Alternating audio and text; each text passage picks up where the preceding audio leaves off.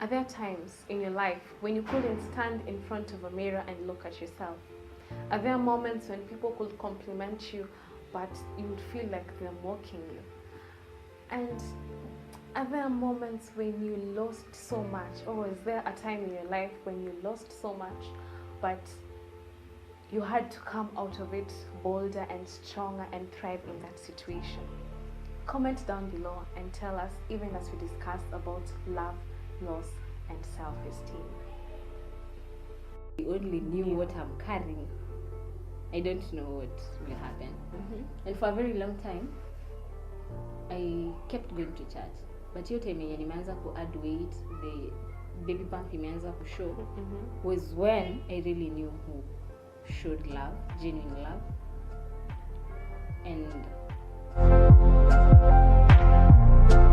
And everyone, even my very closest friends, were suggesting abortion, but it would not displease God and please man. And inafika ile point you call for yourself for a meeting. Unajiita committee and you're like, Nancy,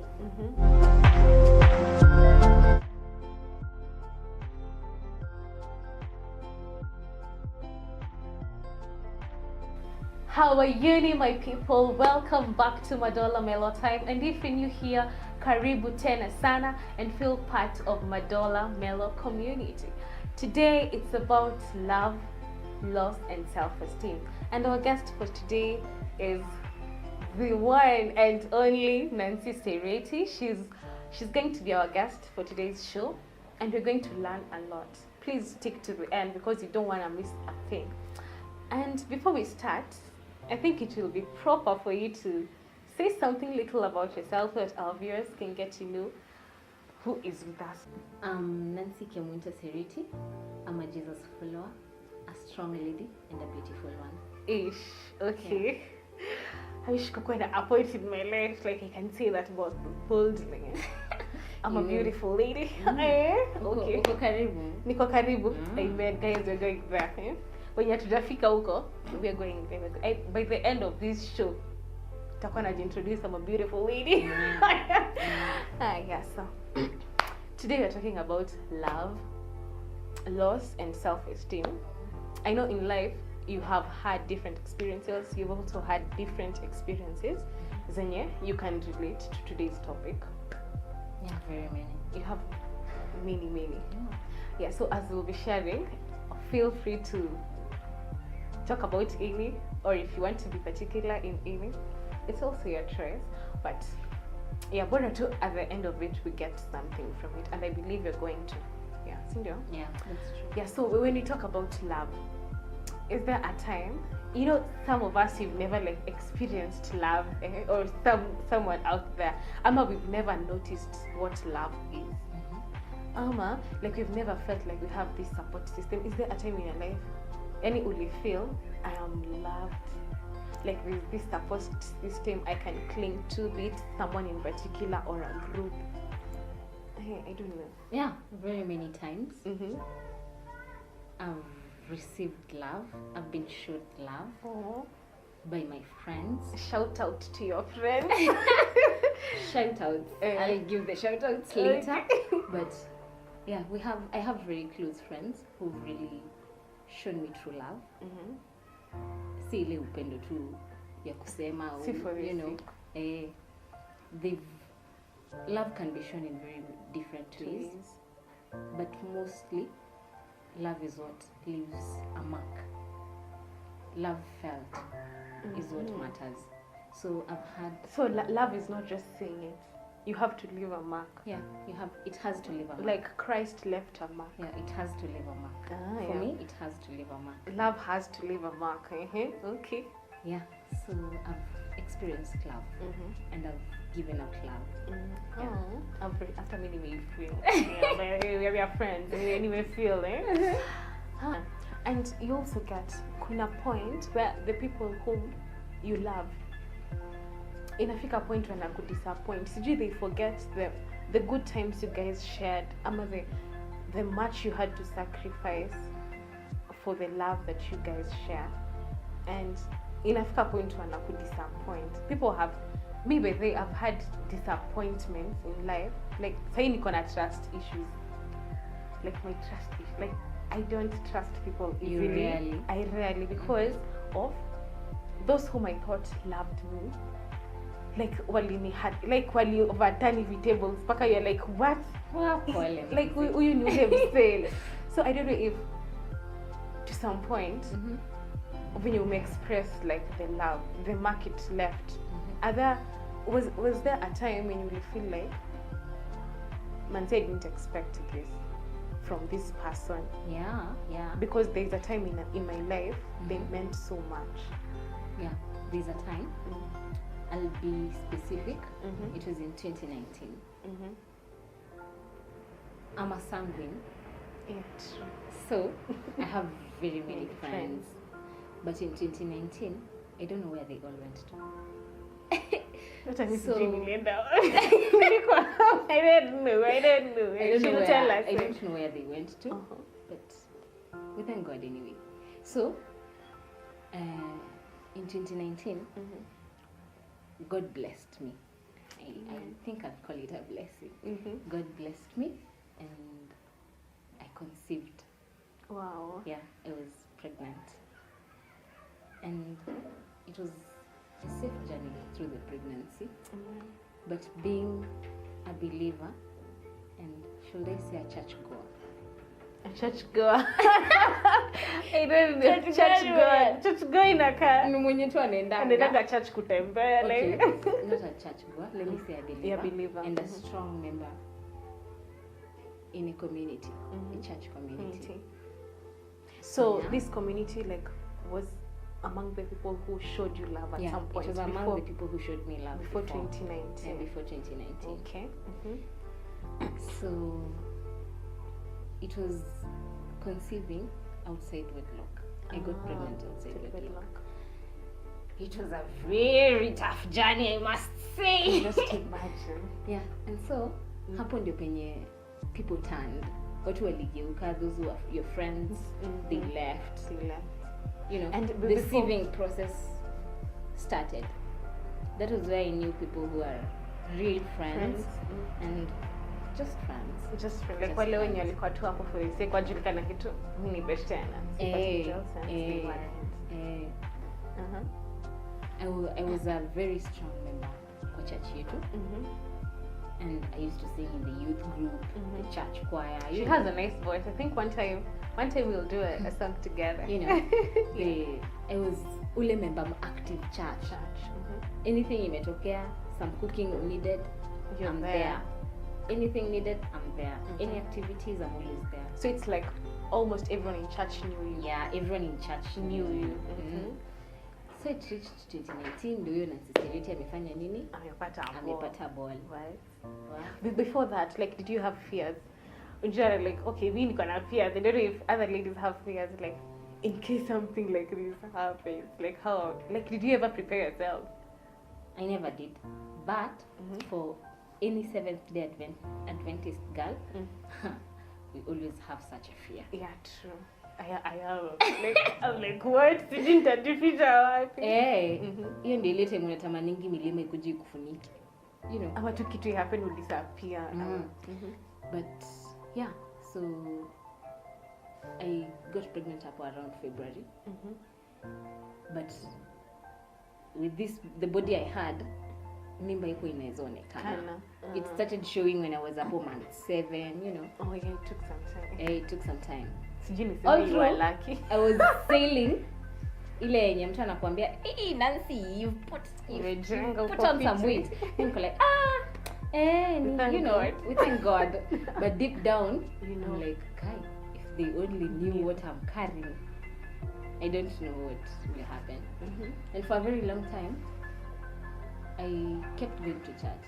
But hiyo time yenye nimeanza ku add weight, the baby bump imeanza to show, was when I really knew who showed love, genuine love, and who was there and who was not. So before the 7 months, everything was just normal. Yeah, everything was normal. Like friends were still friends. So venye ilifika 8th month ndio watu wakaanza kujichuja. Hapo ndio watu walianza kujichuja.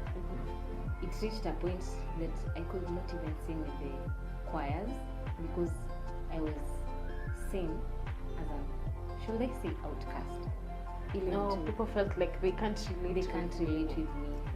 Kuna ile venye unaona like you're such a sinner, you know, we don't do that. We don't do that in our church.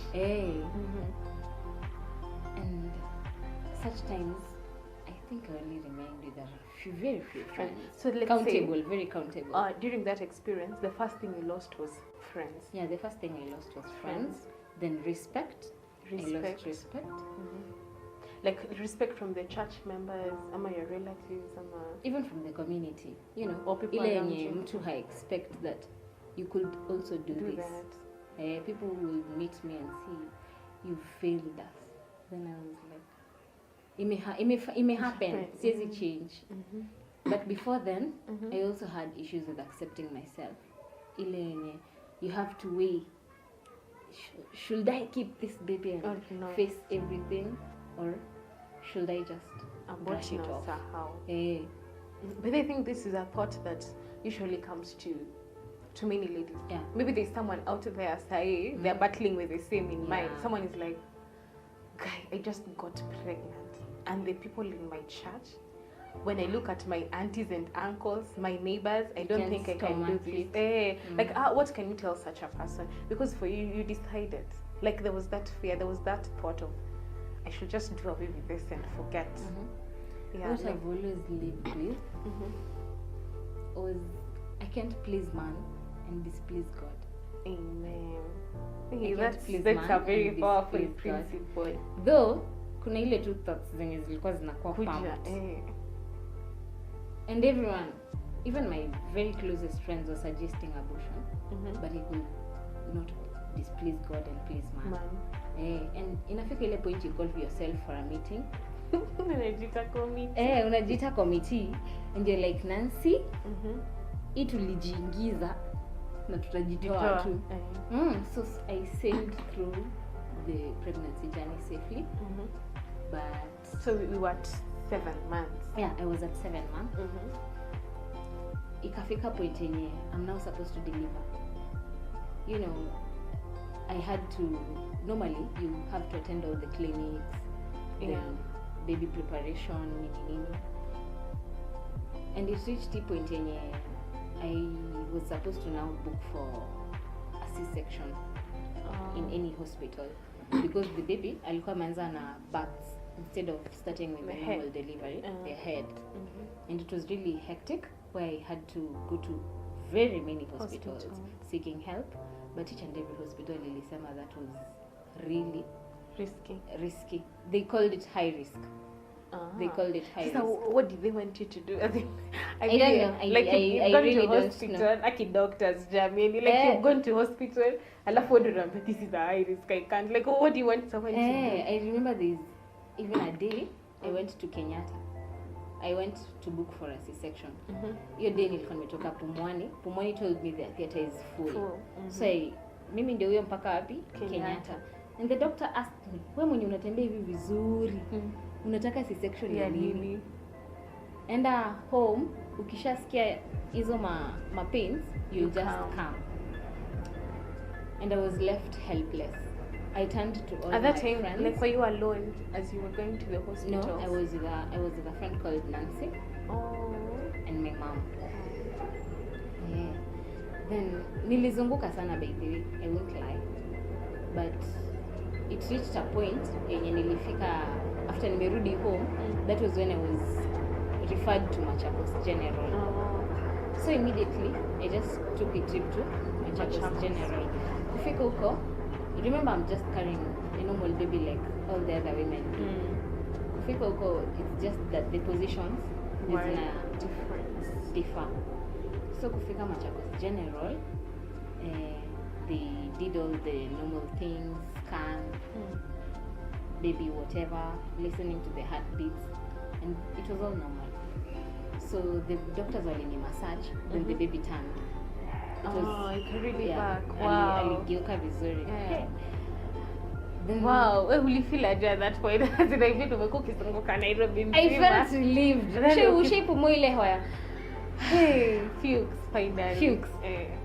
Little did I know greater things were waiting for me ahead. So ikafika we had to go back home after the baby had turned. I wait for a week, then I go back for delivery. And this time we expected normal delivery. But the baby alikuwa shatan. So kufika home after a week, not even after a week, I think the second day I started feeling like I'm very uncomfortable. Tumbo, unajua, I had a very big tummy. You can't just imagine it, but it was big. Watu walikuwa nafikiria I've carried triplets. But it was just one baby. So kufika home, I felt my stomach is stiff. And I had started turning dark. Hata sasa mimi ni mweupe. I was dark. Ulikuwa umetense like at that time. Ama ulisema tu maybe. I just said maybe hizi ni zile tu changes zenye watu huwa nazo. So I wasn't really tensed. Then after the 3 days, 4 days, I said, hapa kidogo something is amiss. So after a week, we went back to Machakos General. Since they had shown interest ya kunisaidia, I just decided let me finish the road wapi at Machakos General. So kufika huko, on that day, I remember it was on 23rd October. That was 2019. Yeah, 23rd October. 2019. And kufika huko, I was confused. Juu everyone is there, watu wamejazana, but I had the joy. Shene ile umebebana na kabisheni kako na bag.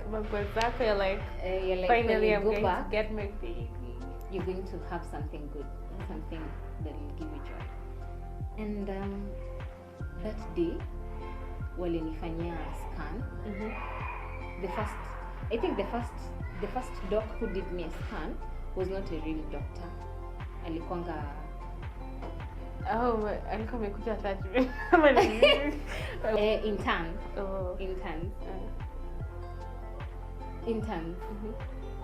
Alikuwa intern. So he listened to the fetal heart rate. Akasema it's okay. Then we were... Kama ni machine iko inawaka. No, it's not a machine. Wanasikizanga na some plastic thing. Akasema it's okay. So unapakiwa tu hapo kwa bench waiting for the other processes to be taken. Then after 15 minutes, it's always taken after a very short period. After 15 minutes, another one mwingine akakuja, then did the same previous thing. But this one acted really strange. Ila yenye, mami unaendaka clinic? So I'm like, ndio hii pamphlet yangu, she went through, I've been attending zote obediently. Faithfully. Then I was like, hapa itabidi tumeenda urgent scan. Hapo ndio nilisikia kama kakitu kame drop. Nisema God, not today. Akanipeleka urgent scan. Then you know everyone is there. I don't know if you've been to a maternity hospital. Kila mtoto anakuanga tu hapo na drum yake. Everyone. Sasa akaniambia unafanywa scan unaenda. But when it reached my turn, nikasema daktari, hebu kuja nisaidie kusoma hii. So the first doctor called the second one, a third one, a fourth one. Then I was like, I think it has happened. But hawako wameniambia ati Nancy, you've lost your kid. So, but kidogo tu machozi ilimwagika. Nikasema ulisense kuna kitu. Yeah, nilisense. And for the first time, that day before I left for hospital, nilikaa tu kwa bed nikam. And I prayed, God, if there's anything you'll do today, just save the life of my kid. And my mom was like, mbono umeomba hivyo? I didn't know what was happening. But I just said, nimeomba tu. I'm just praying for the well-being of my kid. Then, so after wameitana hapo hivyo kikundi ya madaktari, they discharged, walinitoa hapo kwa hiyo room, the scan room, with a nurse wa kunishikilia. And that was the point I felt like my world has just Shattered, crumbled. Because before that, like, you had to go through a lot. Yeah. Like, you decided, let me keep this baby. Like, the church had made you look like an outcast. Like, you just went through a lot. A lot. And this was the time, like, you've been waiting for, like, at least it will, how will I say, like, it will lighten up your world once again. Then you see a doctor after another, nurse after. Wow, like, your story is just amazing. Sijui kama unajua, but the more we're continuing to talk, the more I admire you. I'm like, girl, that's Nataka blush. Yeah, so guys, we'll have a second episode of this to continue with the same talk. Yeah, so utambia wase wasiende wangoje episode 2. Kindly. We'll be right back. We'll be right back. Sawa.